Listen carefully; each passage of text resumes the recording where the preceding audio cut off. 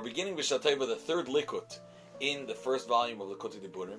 It's a Farbrengen, the Friedrich Rebbe Farbrengen in Warsaw, Poland, on Shmini Atzeres and Simchas Torah Tov Reish Tzaddik Daled. After being 2 years in Riga, Latvia, he came to Warsaw.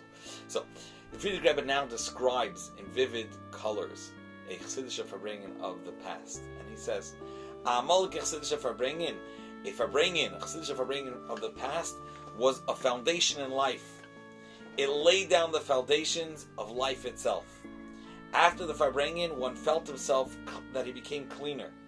Whether it was that the Farbrengen completely washed the mud of his negative traits, his midas rois, or it just washed off the different dirt that got stuck to it from various regilus habits that he got accustomed to. Or maybe it wasn't totally washed off, but at least it, to a certain degree, all the bad things that he has going on, that he has to work on, became, in his eyes, disgusted, despised. One looked at his past with pain. And from that Farbrengen is, in addition to the fact that he came out, he carried out a achlata, that the past was not good, and the previous way of life or hanhaga, it's not good enough. In addition to that, there was a tremendous decision, conviction that of good conduct for the future, which means that the Farbrengen established that the sur mirah, staying away from negative, and the va'asei tov, the way to do good, it established it and placed it on a higher plane, on a much higher level, raised the bar. Bad and good by Chassidim of Amol were bechlal totally on a whole different level of sensitivity than it is now, says the Friedrich Rebbe. The pshitus, the simplicity, and the upleg that was by a chassid, that one has to toil in order to bring in light and to shine, so to speak, to light up himself.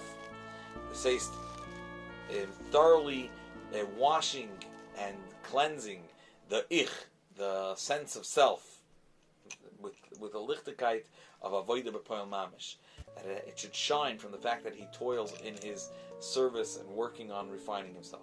A Chassidish younger man, he gebengt, he yearned and missed a vart of Chassidus. What he ausgekuckt the Augen, which means his eyes, so to speak, dissipated from and they got worn out from looking after elder Chassidim. Men hat gegart herren a lebendige vart Chassidus. One yearned in a tremendous thirst to hear a living vart of Chassidus.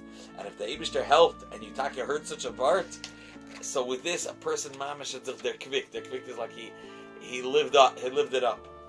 The Chassidish young light of Amol, they dedicated and applied themselves to Chassidish life.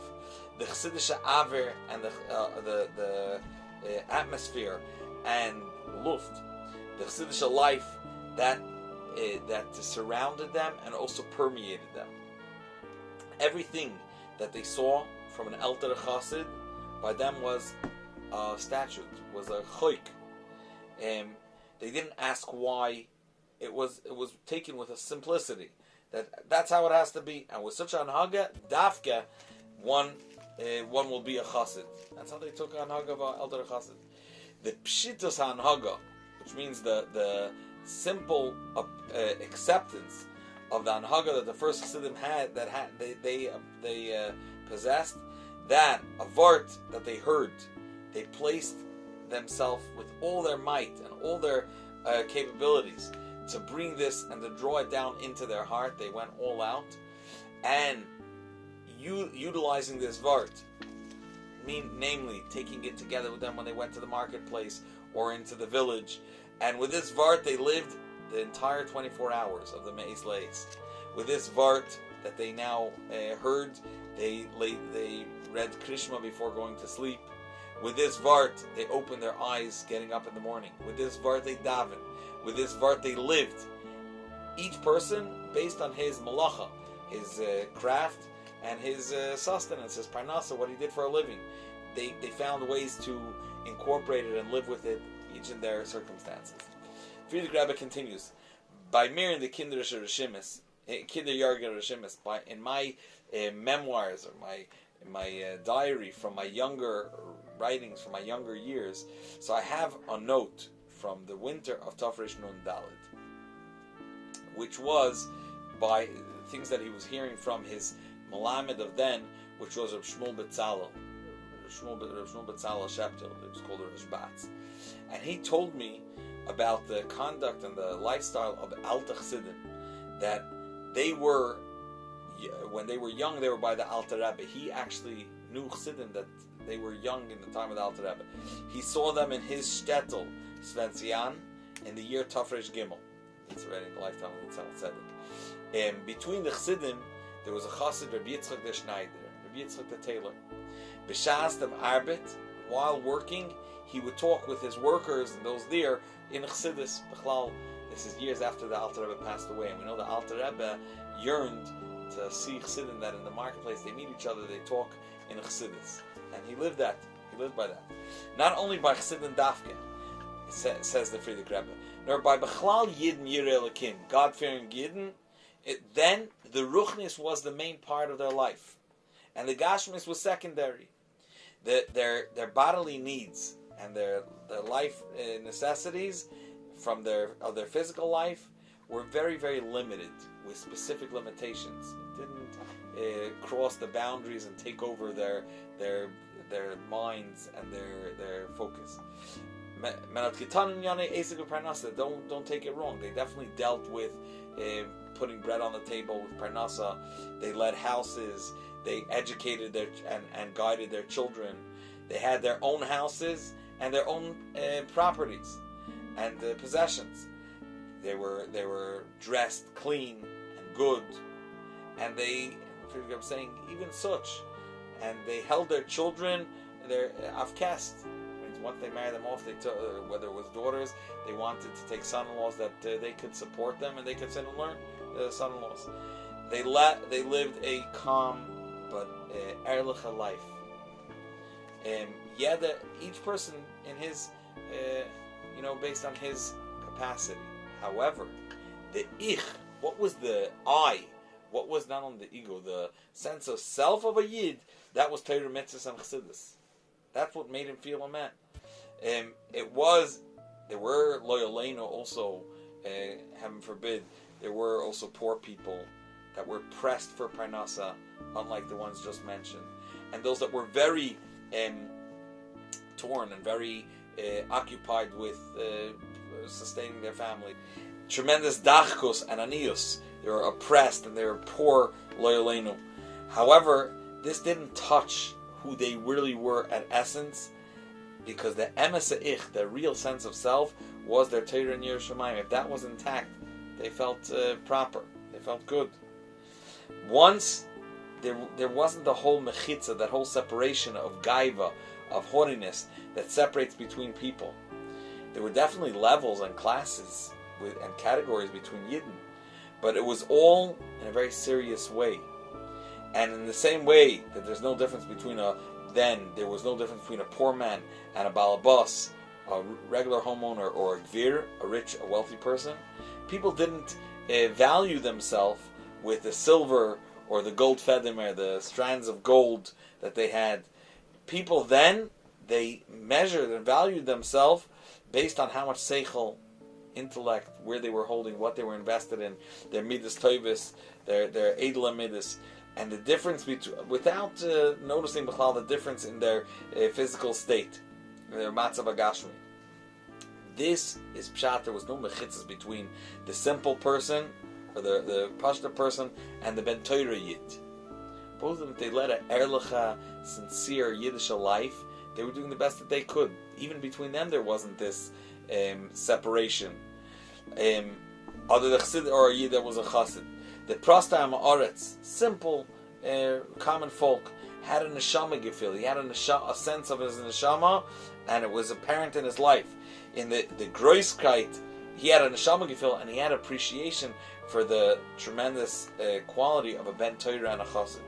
And the Gras the chassid, in turn, also saw the tremendous qualities of the simple Amunah Pshuta that lies in each movement of the most simple of Yidden. They both appreciated each other.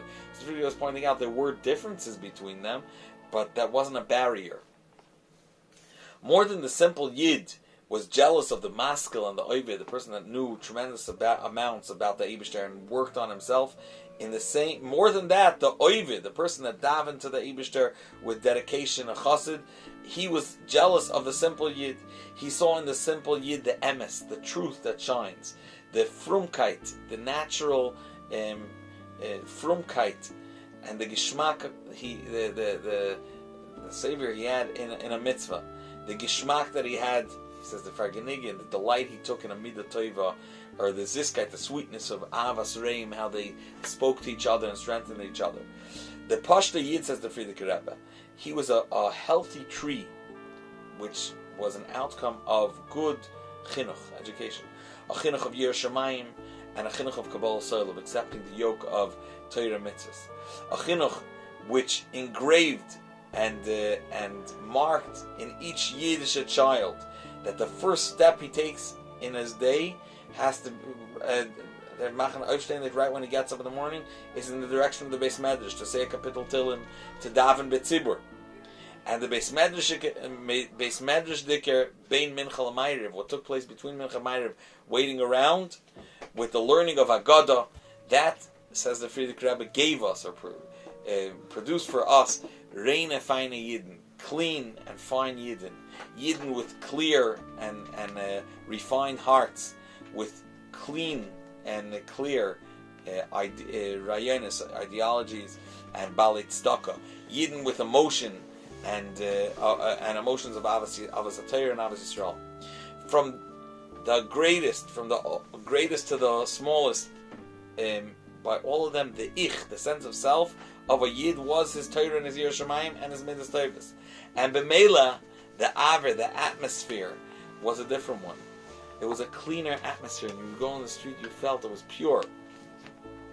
There were then, on the heels of this type of environment, when Rabbeim came to transmit and to give Chassidus, they opened the eyes to a higher and more refined level of good and bad. It made it that good and bad of Chassidus was Gargar and Under Adag. It was a whole different level.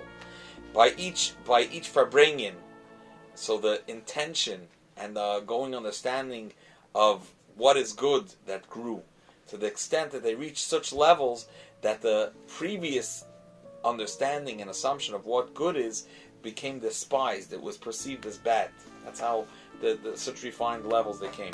Al derech, what the pasuk says, v'yashan v'pnei chadash tetziu, what was the old crop. That's what we're referring to, but in our context, the old perspective of what is good, due to the new approach given by Chassidus and acquired, they took out the old. Amol Chassidus Farbrengen of Amol, it was the Eibishter, a Birkas Alikim, a blessing from the Eibishter, a godly blessing. It opened by each person windows in his own dark corners of his heart, in order that he should be able to light those cracks and crevices with the light of Chassidus. A Farbrengen was a foundation in his physical life and a Yisoid in his ruchnistic life. It was fundamental. Both the older Chassid, the one guiding and leading, and side the younger Chassid that was being led and guided, they both knew their place and their circumstance and their situation. By the younger light, the younger ones, there was a tremendous inner derech respect, pneumistic one, for the older chassid. Each one knew their place, and the older chassid knew his commitment and his responsibility to the younger light. Amal, says the Previous Lubavitcher Rebbe, there was udnin the shaman. There were ears that heard. There were ears, in Yiddish, iron was herren, and to a great degree, young light, there were also those that had iron from der herren, from hearing, but in an internalizing way. I heard someone say, der herren is like dear herren. It's hearing that becomes dear to you, emotional connection to. Be'isa Farbrengen, in the time of Farbrengen, they would talk Chassidus, And the discussion was such about understanding the concept. They would unpack a vart, take it apart, and show how one should understand it. And the younger ones, at some point in the Farbrengen, would ask, and the older ones would respond and answer and clarify. And now the Friedrich Rebbe analyzes this. He says the seder of a makabel amiti is someone that's actually accepting. So when he's b'chlal, when he needs to listen, he toils in pashut being only a listener. As known that you have to be a makabel. To be a makabel, you have to have a yigiyah gdola. You have to toil. It's a lot of hard work. To be a talmid is avodah, a student, a proper student. And the more you harave, you toil in listening, and in being a student, the more you're taka kli to receive what's being given. But that's only b'shas halimud, while you're learning, and then you're only receiving. But when to speak up and ask, which means to apply it to oneself, at that point, says the Friedrich Rebbe, now is the time that you have to talk, and talk in an orderly way, and barer miluloi, which means talk clearly, and also maybe it's melashon to choose your wording.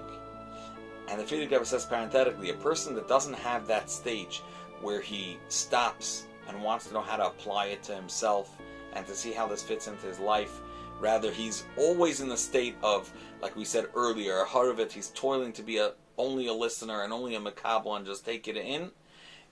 He says, Friedrich Rebbe, it's a suffix, even when he is in that state of taking it in, and when he's meant to be in that state of taking it in, if he's taka makabel, because in the back of one's mind there always has to be lingering that understanding that it has to apply to me.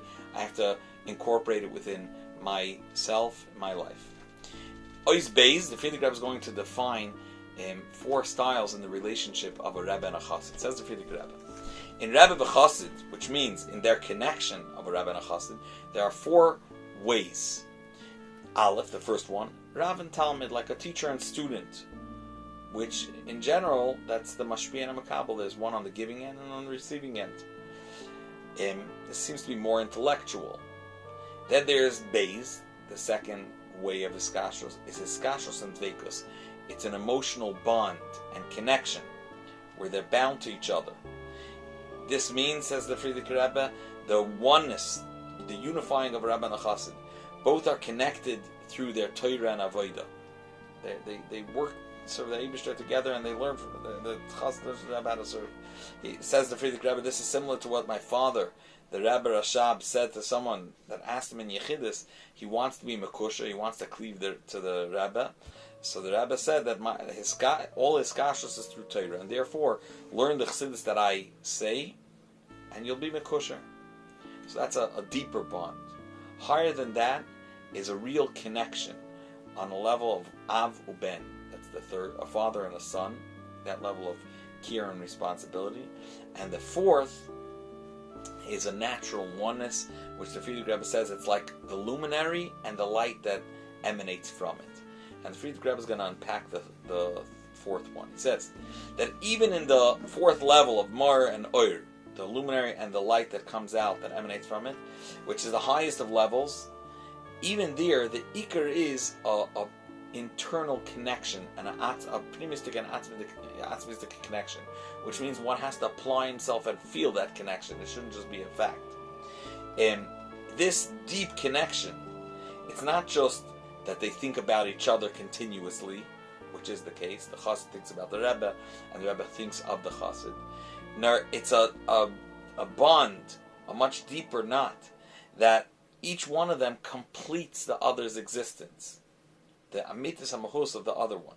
Similar to the parable of Oir and Ma'ir, to light that emanates from the luminary. He says, the Ma'ir reveals the essence light that he has. And the essence of the light, which is now by the Makabel, which is now by the Chassid, is but an expression of the Ma'ir. Hence they complete each other. Says the Friedrich Rebbe, the Habbaha Talia, it's one is dependent on the other, each one seeing and perceiving himself in such a way. And this is the way it is by a Rebbe and a Chassid. Says the Friedrich Rebbe, and he concludes this thought by saying that this all is with a tzir, the way it looks, the way it's seen by others, is in the form of a deep internal love one expresses to another. It means it expresses itself. It's translated into an emotional connection of love between a Rebbe and a Chassid.